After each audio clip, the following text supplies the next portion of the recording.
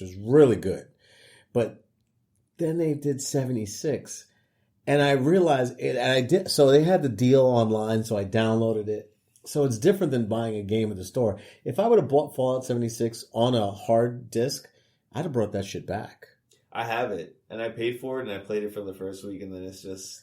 But I think it's a whole different monster. Like, you're constantly updating a game that's, like, live. It's very different from just a stagnant game where you're just, like, fixing things here and there. Right. This is a thing where people are constantly changing it, so... But it's like the different system. Here's the thing. We play video games to escape the real world. I don't play a video game to be just like the real world. So, hey, you can only carry 100 pounds worth of shit.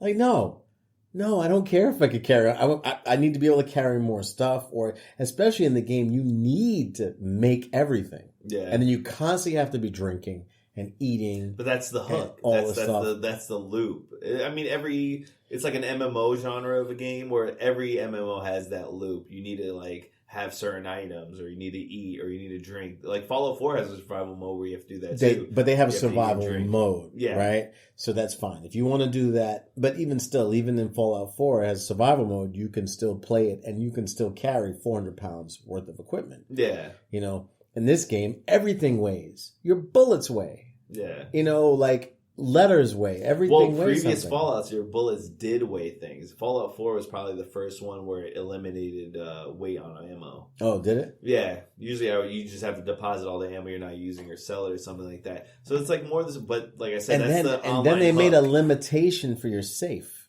So then your safe could only hold a certain... And I was like, what? Well, that goes like to the architecture of their system. Like right now, like Fallout 76 uses a game engine from where they made Morrowind, say like the early 2000s. They never changed the game engine. They just expanded on it. So games like Morrowind, Skyrim, Fallout 3, Fallout 4, amazing. They're all on the same engine though. Nothing's ever changed. Skyrim Online, you mean, right? No, there's Elder Scrolls 5, Skyrim. They're all on the same engine. So imagine Skyrim came out, let's say, I don't know, early 2000s, right? Then Fallout 4 comes out a few years later. It's on the same engine. So the same bugs for games you see like in Skyrim, you're going to see them in Fallout 4. Then they use the same engine on 76. So the same bugs from Fallout 4, from Skyrim, from Morrowind, they're all just carrying over. It's just such an old engine. They've never changed.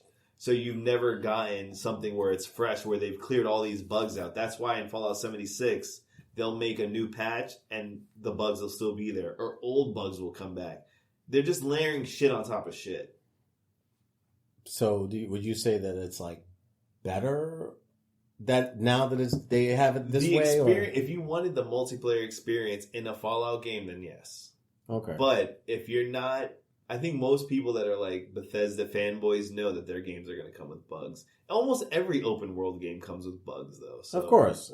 But it's a little sad that a company of their stature just doesn't fix things. So like I follow it closely. Like every new patch introduces old bugs.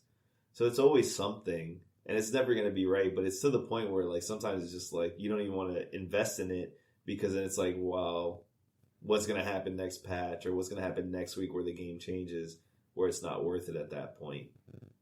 Yeah. But I agree. Like I wouldn't invest my time in it. No, I did notice, like I really kind of like, I played for a little bit and tried, and then I was like, at a certain point, I was like, what the fuck am I doing? Why am I wasting my time? Like, this is a waste. There's no story. There's like nothing really to follow to keep you engaged besides that same gameplay loop where I need to eat. So I need to kill things so I can eat. So you're so busy doing that, then you just, again, it's too realistic. No NPCs. There's no other people to talk. You're just listening to these recordings. It's not very engaging. No. And then you have to read a bunch of shit. Yeah, they're going to add it, though. They're going to add people. They have an update coming where they're going to add, like, human NPCs back into the world. Which is like a little too late. Exactly. But a lot of game companies do that now where they'll just release the game and then like they try to fix it. It's like, it's a little too late. Like your player base is gone already. Yeah. Like EA with Anthem. Which is sad because I love BioWare as a company. They made like the Dragon Age games. They made Mass Effect. Right. And now they made Anthem after still EA bought like them. Mass Effect though. Mass Effect's probably one of the best game series. But then it's sad, like they make a game like this, like Anthem, and it's like, shit, is that company gonna die now? Yeah. EA bought them. This was like their latest game. It was a flop. Like now what happens to like a studio that pumped out all these other good games? But there's very few studios that are consumer friendly that pump out games like that. Like CD Projekt Red, that they made the Witcher series. All right. Like, they're a great company. They release tons of DLCs. I never played Witcher, but I hear it's really amazing. Fuck, I'm gonna have to buy you all the games. Witcher 3 is one of the best games ever. Really? Yes. And they put out like 16 DLCs that were all free. Then like they have 3 story related ones which you have to pay for, but they're bigger than the fucking base game. So it's like you're getting more than the base game in your DLC. Wow. Yeah, it's a great series. All right, let's dust this beer off, and we'll get to the last one. I should just do podcasts forever. I can just talk about games forever. I told you. So the next beer is Pinball Pandemonium Baltic Porter by KCBC, Kings County Brewers Collective, out of Brooklyn, New York. And it was brewed in collaboration with Brooklyn Brewery. Oh, shit, I didn't even realize that. This can is dope. I love the can. First off, let's just start with this can. It's got bamboo. It's got these multiple colors. It's a pinball machine. This is a fucking dope-ass can. KCBC, whoever the artist is, I've seen like they have like a poster of all their art, and they always like have really great They make some art. badass shit. Yeah, so I've actually saw a lot of their stuff. I follow their things on Instagram. I actually want to go there to try some more of their beers. Definitely. I've gone to a couple breweries. Like, I had a friend of mine that was here. I call everybody my friend when they come to record, but is my buddy Rob, and he was like, I had some other half beers. He was like, "Wow, how'd you get these?" I was like, "I don't know. I just fucking went there." Like, I don't really follow these like exclusive releases and all this other stuff. Like, oh, you have a beer I think I might like. I want to go try it. I hope you keep making it, kind of shit. But some of them are really exclusive. Like, I have a friend that he would go to Other Half or Grimm at 10 in the morning on a Saturday just to line up for these beers. And he's like, "Oh, don't worry, it'll go quick. It'll be like an hour." I'm like, Yeah. "Fuck, you're waiting an hour for a beer? Holy shit!" That blows my mind, Yeah. right? And it's like, these people that are doing this are like, and I, it's cool. Like, you want to spend, I don't know how much money and buy a case or whatever they allow you to, the max they allow you to buy. It's cool, but it's like, it's almost like, I don't know. For me, I feel like sustainably is like unrealistic. But when you think about that, then you think of other brands that do things like that, like Supreme or Yeezys or something like that, right? They just build this false hype. So maybe those other half beers are that good. Maybe they're not. Maybe the hype is what drives you to think is this good because it's so exclusive. Like, oh, we only have this limited amount. Like, oh, fuck, I'm special. I have this limited thing. Like, it's just all like that. Like, it's manipulation or like, just like through the hype of something. Being like, locked outside of a club. Yeah, maybe it's that good. Or maybe it's just not that good. And maybe we feel like it's that because we're part of it. Like, we have something special that other people can't have. Right. So I think about that sometimes too. Like, is it really that good, or is it just like I'm buying into the hype? Well, I mean, like do you really need to line up for beer? Maybe not. No, I don't think so. But you might feel better about it. Like, oh, I have this. Like, oh, look at me, I have this. I've exclusive never. beer. I guess that's for some people. For me, I again, like I said, I went there that day. There was a bunch of people there, and they had a bunch of beers packed in the back. I mean, behind the counter. And I was like, oh, what's this? How's that? What's this taste like? And that was another half. The first time I went to Other Half, and they used to do those releases back then, they were just, we talked about it, remember? It was just a garage. It was like one little small, very, very small tasting room. And I was like, okay, they make IPAs. They make very hoppy IPAs. They make hoppy IPAs and just one hoppy. You know what I'm saying? Like, it was IPAs. At a certain point, I'm like, it's beer. Yeah. It's either a beer I like or it's okay, it's good, but it's beer. It's I think that we lose, sometimes you can lose some of yourself in over, like trying to make things super complicated when it's, it's not. And it's okay. It's like, if that's what you like, I'm not knocking you. You want to fucking wait online to, spend $200 for a case of beer? Have at it, buddy. Then wait on the line. But that's just not me. It's not my wheelhouse.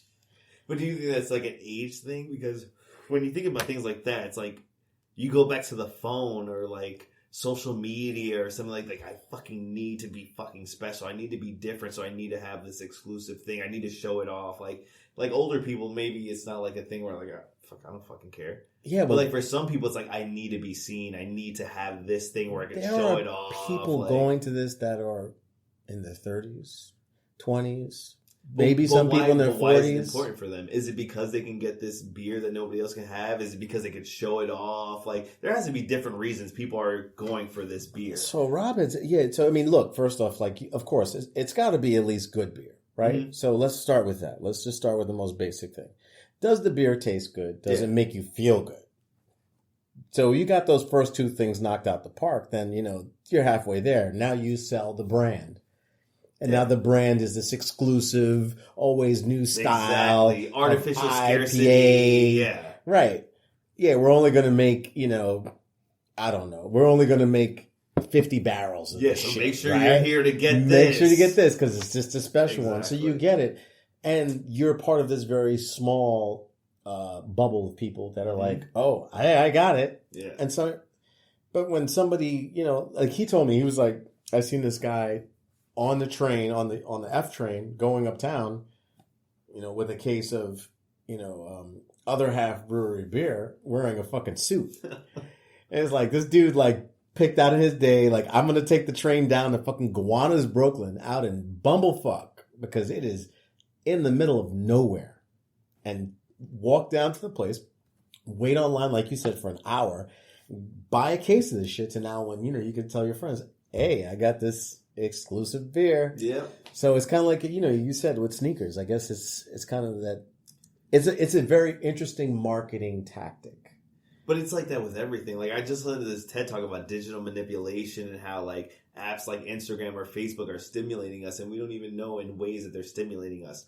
Like, somebody broke it down, like the ding sound on iPhones, like the Pavlov dog, it sounds like a bell. Like, that's the same shit that the iPhone uses when you get a text message. Yeah. It's like, oh, you're conditioned now. I'm going to check. I'm going to check. What's it called? It's frick, it's right at the tip of my tongue. It's like you get satisfied, right? It's something that in your brain, it feeds it satisfies you. I can't remember what it's called right now. I'm having a brain fart, but let me backtrack real quick because we poured the beer. Again, this is our last beer. Pinball Pandemonium Baltic Porter from KCBC, Kings County Brews Collective, Brooklyn, New York, brewed in collaboration with Brooklyn Brewery, which is, in the grand scheme of craft breweries, that's a big deal. Yeah. That's a very big deal. Definitely check out KCBC. They just make such good beers. Yeah. Yeah, Superhero Sidekick is probably one of my favorite IPAs now. So I always try to do the end of every show, the last beer, we do a toast. And I know you were laughing when I was reading them to you earlier. So I picked the toast. It's real simple. And the toast goes, here's to staying positive and testing negative. All day. Cheers. Oh, this is nice. That's what I'm looking forward to in winter. I love these deep, dark beers. Yeah, definitely. What is the ABV on this thing? It's probably like 6 point something. Let's see. Baltic style porter, Morris Otter chocolate brown, New York biscuit malt, flaked oats, and crystal rye, Magnum and Willamette hops. 6.2 ABV. Good job. Not bad.